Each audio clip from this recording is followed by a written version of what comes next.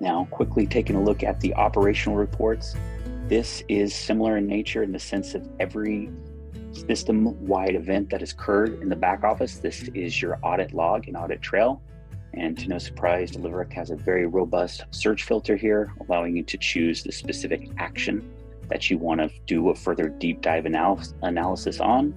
And of course, I can slice and dice information about location groups, where it occurred, what location itself, delivery channel, of course, the date range, etc.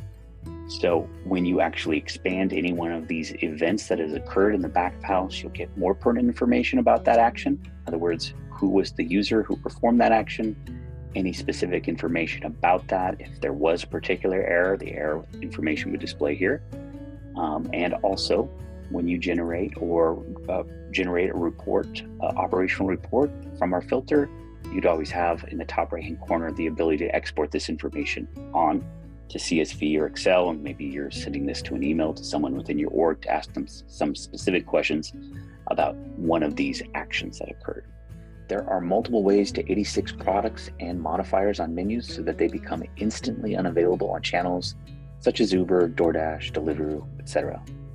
One option is to use the Deliverect Manager app that is typically residing in each individual location to manage all of the digital orders coming from all the channels. The user at that particular location would select the Snooze icon on the left-hand side. They would have access to any and all menus associated with that particular location. They can find that particular item to be 86th. They can go ahead and select that item. We'll go ahead and select the Coda Street Wings here.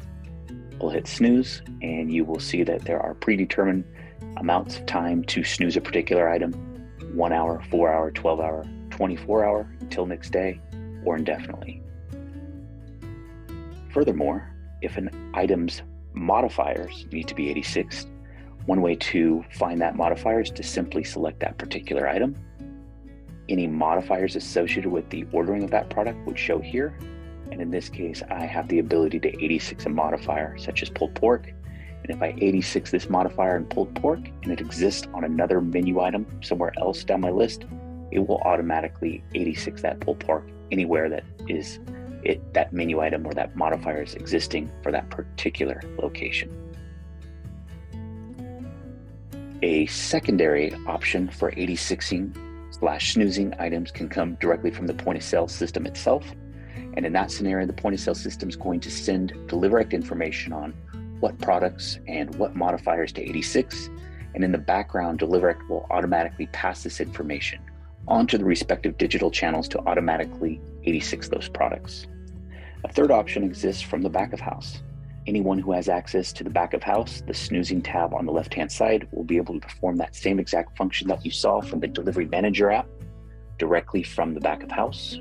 They will be able to choose any and all locations associated with this account, choose any menu that's associated with that particular location, and follow the standard steps here where I'm able to 86 that particular menu item, or as shown on the Delivery Manager app, selecting that menu item and then 86ing any associated modifiers. Also option both on the tablet as well as the back of house, the capability to 86 an entire category. So for this example, if I wanted all snacks to be 86th, I can simply select the snooze category button and choose, again, the predetermined snoozing times for that particular item.